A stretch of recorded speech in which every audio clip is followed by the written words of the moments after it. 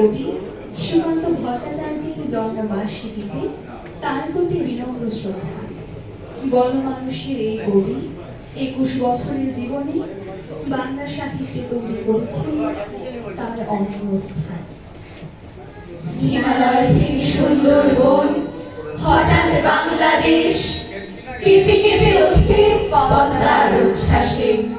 সেই কোলাহলের রুদ্ধস্বরে আমি পাই উদ্দেশ, জলে ও মাটিতে ভাঙনের বেগ আসে, জলে ও মাটিতে ভাঙনের বেগ আসে। হিমালয় থেকে সুন্দরবন পর্যন্ত বাংলাদেশের রূপকে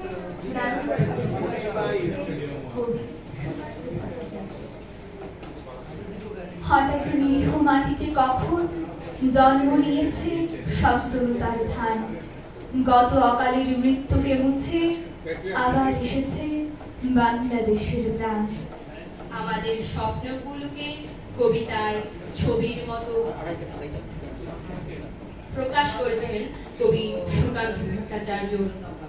সাবাস বাংলাদেশ, এই পৃথিবী অবাক তাকিয়ে রয়, জ্বলে পুড়ে মরে ছারখার, তবু মাথা নোয়াবার নয়।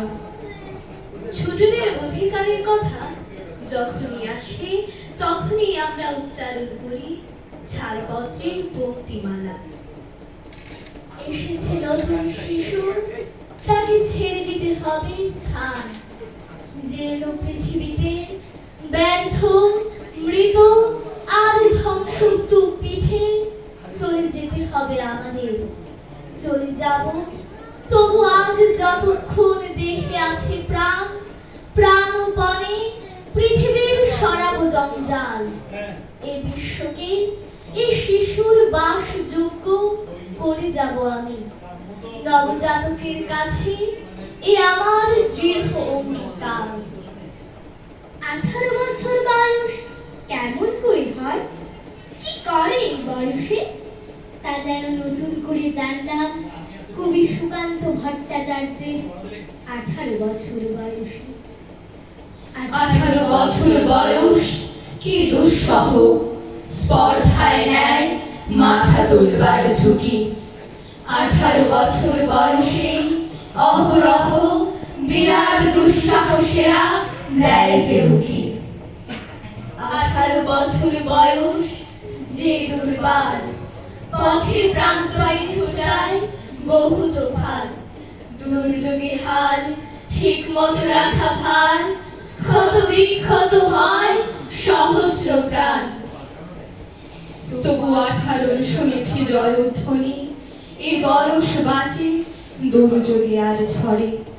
বিপদের মুখে এ বয়স অগ্রণী, এ বয়স তবু নতুন কিছু তো করে। এ বয়স যেন ভীরু কাপুরুষ নয়, পথ চলতে এ বয়স যায় না থেমে। এ বয়সে তাই নেই কোনো সংশয়, এ দেশের বুকে 18 আসুক নেমে, এ দেশের বুকে 18 আসুক